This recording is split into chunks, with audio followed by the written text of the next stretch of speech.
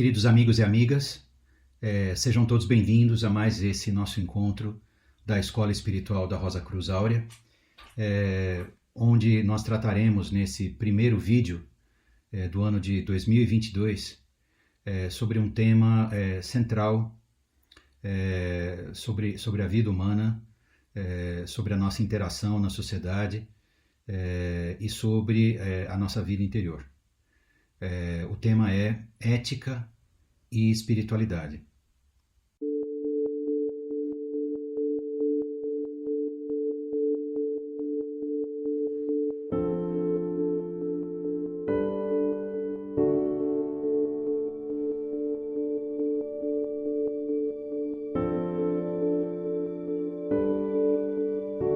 Primeiramente, falando sobre ética, né? Que assunto tão atual frente a toda a incoerência humana, frente a todas as contradições que surgem entre as nossas palavras, os nossos ideais, aquilo que pregamos como indivíduos, como sociedade e a prática da nossa vida. Sem dúvida nenhuma existe um abismo entre tudo aquilo que se fala, tudo aquilo que se busca e aquilo que de fato se faz. E sem apontar o dedo para ninguém, porque como dizem, né? Toda vez que a gente aponta o dedo para alguém, tem pelo menos mais 3 apontando para a gente mesmo aqui. O objetivo dessa nossa reflexão é olhar aquilo que precisa ser transformado em nós. Porque o que o ensinamento universal diz é que é impossível mudar o mundo se o ser humano não mudar primeiro. Então, a revolução, a autorrevolução, precisa acontecer no ser humano e, como consequência, ele se torna um fator de mudança para o mundo e para toda a humanidade. Nesse sentido, nós gostaríamos de mergulhar um pouquinho agora no conceito de ética. Ética está relacionado com o nosso caráter, está relacionado com o nosso relacionamento com os outros seres humanos, com a sociedade, com o mundo. E ética tem a sua raiz no termo grego ethos ou ethos. E o ethos está ligado diretamente à essência da pessoa, à essência da manifestação do seu caráter, a coerência da sua atitude, a sua credibilidade. Não é à toa que quando nós olhamos para isso, né, para esse ethos, nós verificamos quanta falta faz essa coerência, porque é justamente esse ponto de conexão entre a idealidade e a nossa realidade, a nossa atitude, que determina a nossa credibilidade. E a grande crise de credibilidade que nós vivemos em todos os aspectos da vida humana nesse momento está diretamente ligada a essa falta de conexão, a essa falta de coerência. Já que nós falamos um pouquinho sobre essa raiz grega de ética em ethos, nós gostaríamos de recuperar um conceito muito importante que está ligado à causa dessa falta de credibilidade. Está lá nos ensinamentos de Aristóteles, da Grécia clássica, né? Que falavam sobre a oratória e a união de 3 elementos: ethos, pathos e logos, ou atitude ou credibilidade de quem falava, a emoção com quem falava, com que se falava, e o conhecimento ou a razão, né? Então, atitude, emoção e razão. Ethos, pathos, logos. Existe um entendimento bastante superficial disso, à luz do ensinamento universal. Porque a origem dessa ideia é muito mais profunda do que meramente conceder ao ser humano a capacidade de ter uma boa oratória, de ser eloquente naquilo que fala, né, e atingir os seus objetivos pessoais através da arte do convencimento, que muitas vezes, cujo conceito, né, o convencimento, foi utilizado muitas vezes para traduzir o que era a oratória. Na verdade, amigos, esse conceito está ligado com a força criadora da palavra. Porque a palavra é a expressão do pensamento, da alma e da realidade de vida de cada ser humano. E essa expressão é que deveria se manifestar através de um equilíbrio perfeito entre esses três aspectos. Na verdade, ela deveria produzir esse equilíbrio perfeito e se manifestar através dele. O triângulo, ele é associado em muitas tradições, inclusive na própria psicologia, com a individualidade humana, com a consciência humana, com a alma humana. E esses três aspectos, a atitude, o sentimento e a razão, ethos, pathos, logos, eles são os três lados desse triângulo. Porque esses três lados do triângulo deveriam representar a cabeça, logos, o coração, pathos, e a vida, a inteira vida, ethos. E como é que se encontra esse triângulo na consciência humana, na alma humana, no estado comum de coisas que nós encontramos no mundo? Ele se encontra completamente esfacelado. E se alguma dessas pontas, alguns desses lados do triângulo se encontram unidos aqui e ali nos seres humanos, a grande verdade é que eles se encontram unidos de maneira desequilibrada. Então, ou existe um esfacelamento entre a vida intelectual, a vida emocional e as nossas atitudes. Lembre-se que nós falamos agora há pouco sobre a total falta de coerência, né, entre o que pensamos, o que sentimos e o que fazemos. Ou, então, se existe alguma conexão, existe uma preponderância, existe um desequilíbrio de um aspecto em relação ao outro. Às vezes, né, as pessoas reagem de maneira completamente sentimental, elas chamam isso de espontaneidade, mas falta aquele equilíbrio de razão e emoção.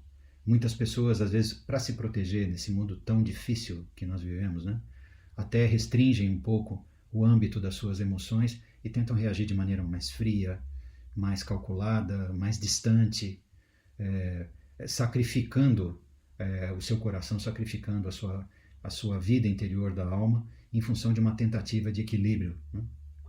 Então, mais teoricamente, mais mentalmente. E outras pessoas simplesmente reagem, não é?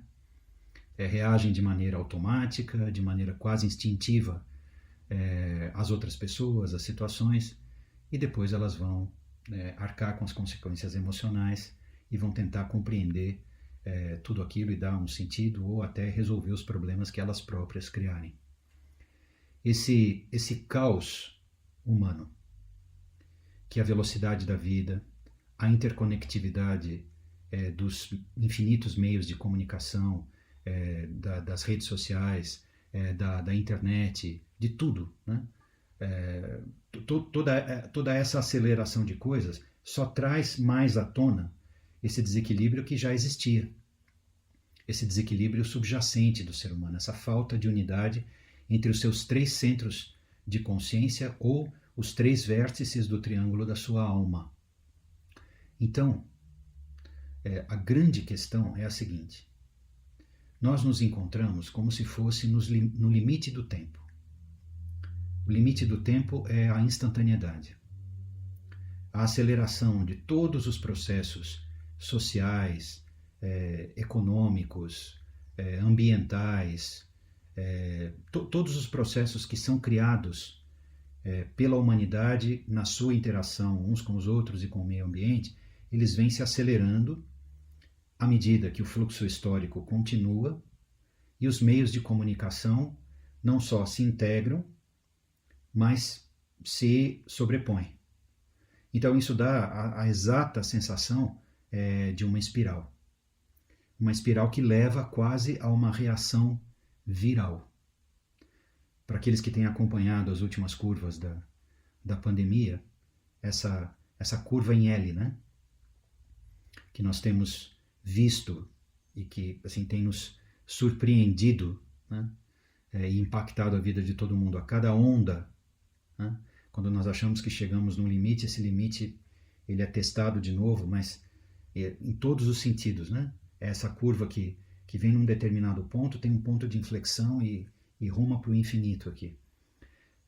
Essa situação toda, agravada até pela própria pandemia que nós estamos vivendo, com todos os seus efeitos, ela tá se pronunciando cada vez mais.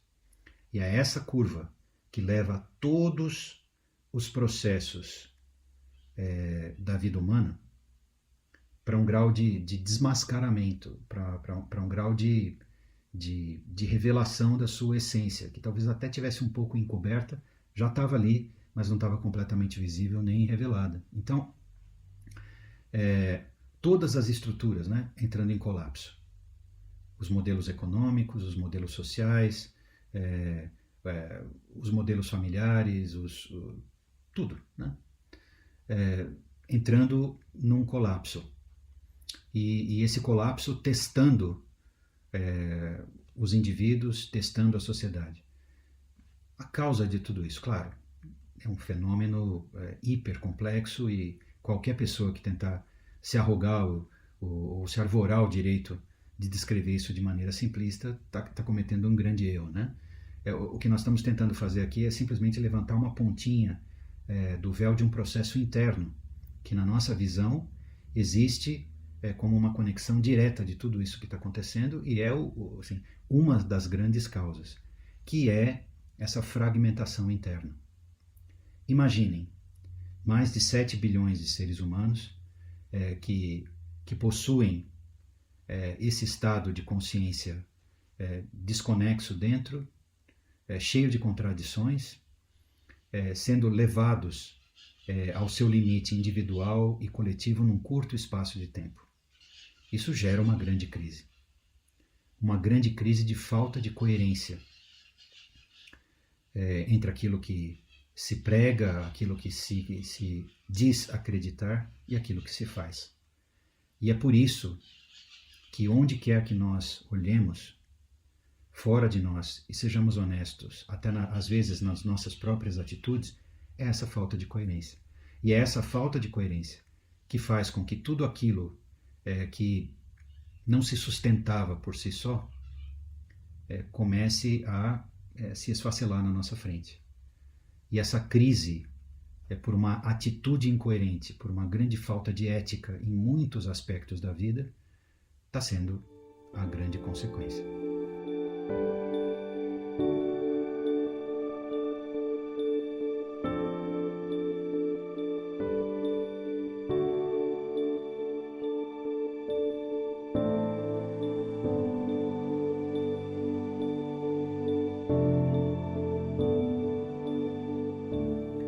Do ponto de vista da escola espiritual, do ponto de vista do ensinamento universal, que não pertence à escola espiritual, mas é uma sabedoria perene que pertence a todos os povos, a todas as linhas originárias filosóficas desses povos, que trazem o conhecimento interior, às vezes cifrado em mitos, às vezes cifrados em lendas, em contos, às vezes vestidos com uma roupagem filosófica ou religiosa, né? Isso varia, mas todo esse conhecimento, ensinamento universal que a escola espiritual tenta trazer, aponta para uma grande necessidade de mudança. Uma mudança que precisa se encontrar no centro desse triângulo, porque esse triângulo da cabeça, do coração, da vida, esse ethos, pathos e logos, né? Ele não tem sustentação própria, ele não consegue se equilibrar sozinho se ele não possuir um centro muito claro. Um centro que permita com que os diferentes vértices, os diferentes lados desse triângulo consigam ficar equidistantes entre si, para que não exista o domínio de um aspecto só ou o caos dos três. Esse centro está ligado justamente à segunda palavra desse nosso encontro. Nós começamos falando de ética e agora a gente queria falar um pouco de espiritualidade. Espiritualidade, obviamente, está ligado ao termo espírito. No ensinamento universal, espírito não é uma entidade. Não é um ser humano desencarnado, não é uma entidade a qual a gente possa se referir como fulano, beltrano, etc. Não. Espírito é uma força. Espírito é a força de ideação mais poderosa do universo. É como se fosse o pensamento universal em própria manifestação. Portanto, energia e matéria juntos. E esse espírito, essa grande divindade universal, não é um Deus externo, não é um Deus com a forma de um ser humano, não é uma entidade vingativa, não é nada disso. Ele é uma força, um princípio. Na verdade, ele é o centro de toda a vida e de todo o universo. Ele está no coração de cada partícula, está no coração de cada esfera que gravita aí nesse infinito cosmos do universo. E, portanto, ele está dentro de cada um de nós. O ensinamento universal fala que o ser humano habita num espelho, numa pequena imagem desse universo, que é chamado de microcosmo, como se fosse uma esfera sem limites. E no centro dessa esfera sem limites se encontra esse centro, essa partícula, essa centelha, esse princípio, portanto, o espírito mesmo. Quando, depois de muitas experiências, talvez ao longo de incontáveis ciclos de vida e de dissolução, que o ensinamento universal chama de a roda da vida e da morte, a reencarnação, a roda de Sansara. Depois de infinitos ciclos as experiências se acumulam e a consciência humana vai se desiludindo do encanto do seu próprio eu. Ela vai percebendo que tentar colocar um desses aspectos da sua manifestação, sejam as suas ideias, sejam os seus ideais, sejam as suas conquistas, as suas realizações, tentar colocar isso no centro da vida, é como pegar esse triângulo e tentar puxar uma das pontas para o centro e tentar equilibrá-lo ainda da mesma maneira. É impossível. Então, esse ser humano que, depois de infinitas experiências, desperta, na verdade, ele está sendo tocado e despertado não por nenhuma força sobrenatural fora dele, mas por esse princípio universal, essa partícula do centro do universo nele mesmo. Essa partícula, essa centelha, quando ela desperta o ser humano se transforma num buscador das respostas essenciais para as perguntas essenciais da vida, num buscador de si mesmo, num buscador da verdade, tanto faz o nome que a gente quiser dar. Esse ser humano, então, se encontra pronto para colocar no centro do seu ser algo diferente do que o seu próprio eu. Ele se encontra pronto para que o espírito mesmo, a centelha do universo nele, possa se tornar o centro. Quando isso acontece, e isso não acontece de uma vez, isso é um processo que nós descrevemos há pouco como uma revolução interior, uma autorrevolução. Quando esse processo, então, é levado adiante, um espaço se abre no ser humano. E nesse espaço aberto, um espaço de silêncio, de autopercepção, um espaço de pura consciência, como se fosse um espelho que fosse sendo polido, fosse sendo limpo, e vai podendo refletir cada vez mais esse fogo invisível do Espírito em si mesmo e transformando nesse refletir esse fogo invisível na luz de uma nova compreensão. Então vai surgindo uma nova consciência no ser humano, que vai desvendando o seu mundo interior e vai permitindo que o Espírito, essa centelha do universo nele mesmo, possa cada vez mais se tornar o centro do triângulo da sua alma, o centro do triângulo da sua consciência. E aí, esse Espírito, essa centelha do Espírito, que foi traduzido de várias maneiras, mas uma das maneiras que nós poderíamos mencioná-lo, né, seria como uma palavra criadora, o verbo criador, o logos real. Não uma mera compreensão, mas a compreensão de uma nova consciência. Então, quando ela se coloca no centro, a compreensão se transforma. E toda a mecânica egocêntrica da mente começa a se abrir, se purificar e se transformar. E a se orientar cada vez mais por esse centro, cada vez mais pela força dessa esfera universal que a envolve. Quando então a consciência se liberta nesse ponto, a vida emocional gradualmente entra em harmonia. Ela é elevada desse ciclo interminável de ansiedade, preocupação e medo, que é esse jogo infinito de defesa, ataque e fuga e avaliação que o nosso eu subconsciente joga conosco o tempo inteiro. Então, a vida de sentimentos, né, que antes vivia presa a todo esse cabedal puramente egocêntrico, né, ela gradativamente é compreendida, iluminada e elevada, portanto, libertada. Então, é como se o centro de gravidade do nosso coração fosse unido ao centro, a esse centro espiritual, e também ao polo de uma nova compreensão. Então, os dois primeiros lados de um novo triângulo são traçados no ser humano.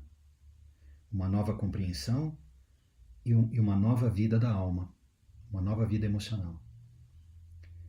E quando esse processo avança suficientemente, as nossas atitudes internas e depois a nossa ação externa, ela também se transforma.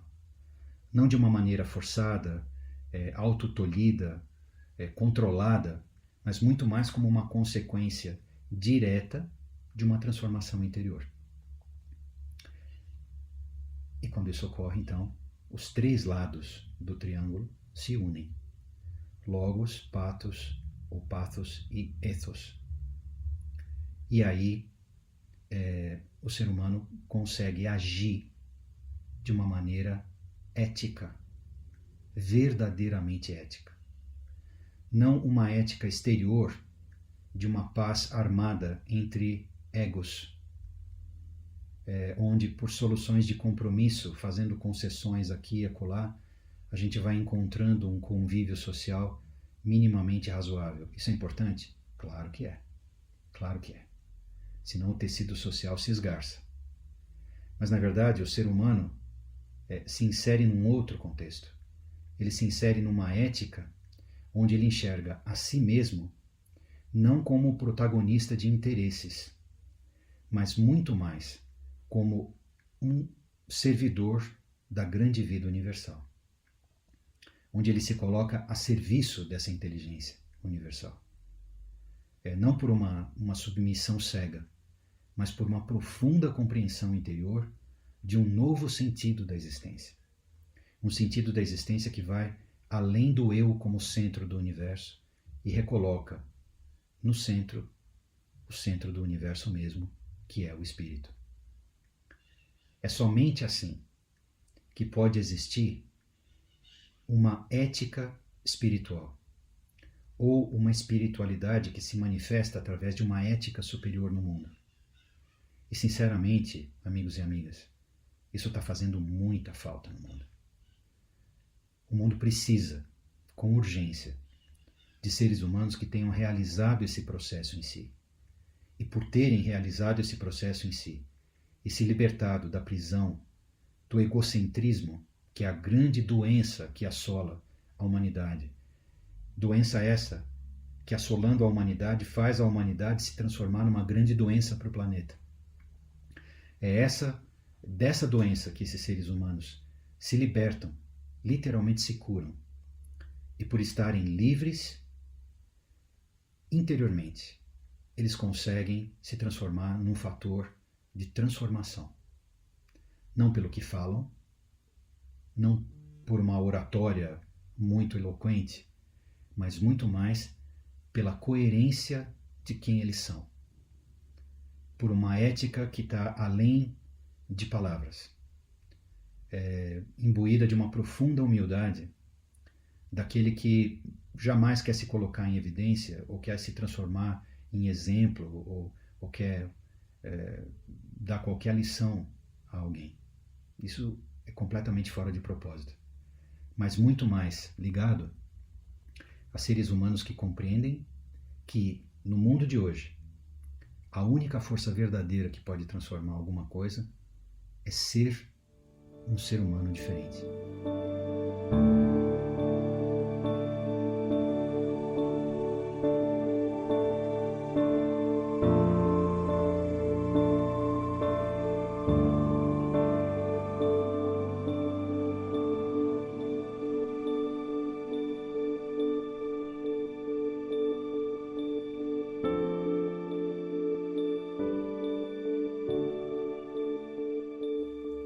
A proposta de trabalho da escola espiritual é auxiliar todos aqueles que foram tocados e despertados por essa força, por essa centelha do Espírito, a trilhar esse caminho de autotransformação.